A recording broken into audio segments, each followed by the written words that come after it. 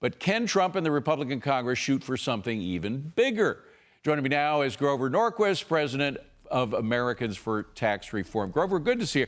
First of all, what is the latest inside the Beltway in the Trump team as it's getting together about how high up on the priority extending the tax code is? The Trump team understands that if they don't pass the tax cut, the extension of the tax cuts, plus things like taking the corporate rate to 15, in the first few months of this presidency, it will be too late to affect the 2025 year and the 2026 election year. The president lost the House of Representatives in 2018. 40 Republicans lost the House because they delayed the tax cuts.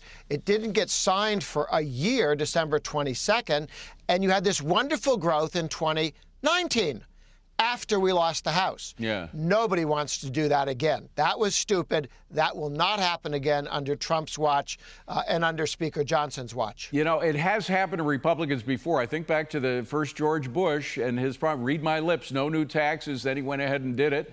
And for a lot of reasons, it happened. And he was a one-termer. Of course, this Trump term will be his last Trump term. But again, Republicans could lose big in the midterms coming up in 2026. And then the last 2 years of Trump's presidency, he won't get much done.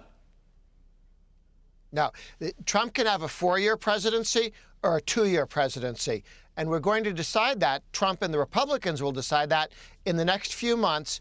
Do they pick Johnson to keep it moving forward? And do they move on the tax bill ASAP so that we have strong growth going into next year, 2025 and 2026, yes, and pick up a bunch of House seats, not lose them? As I said before to one of the Congress people want money in their pocket now. You have this incredible debt crisis, consumer debt crisis with credit cards because of the problem that people don't have the cash to pay for things that they used to have the cash for because of inflation. You have interest rates going up on mortgages. You got all kinds of problems. People have to deal with their pocketbook. I got to ask about tax simplification, though, because that's one thing that we didn't really get. We got a little bit of it in 2017, but not as much as some of us wanted. And the two Steves, Steve Forbes and Steve Moore, came out with a Wall Street Journal piece, again, suggesting the flat tax. Is any possibility that something like that might happen? Something like that will happen, and here's the good news. We have 22 of the 50 states have a single rate tax in their state income tax. For 8 of those 22, they're at my favorite rate for income taxes, which is 0, but there are 14 that are non-zero. There are another 3 that are moving to single rate taxes within a couple of years. We are going to have a majority of the Senate. In just a few years, a majority of the U.S. Senate will be elected in states that have a single rate tax. Interesting. And the great thing about single rate taxes, tough to raise. Got to look everybody in the eye and say, I'm going to hit you all. That's right. That's right. Easy to cut.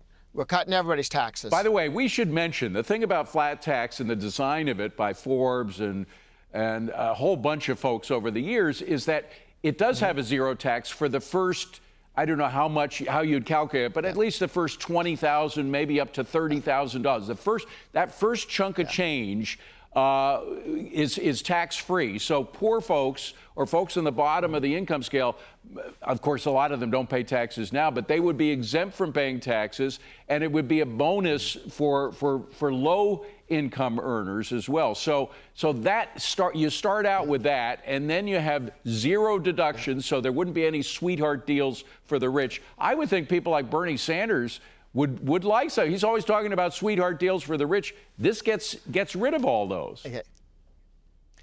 Bernie Sanders runs on envy, and the flat tax takes envy off the table because everybody's treated the same.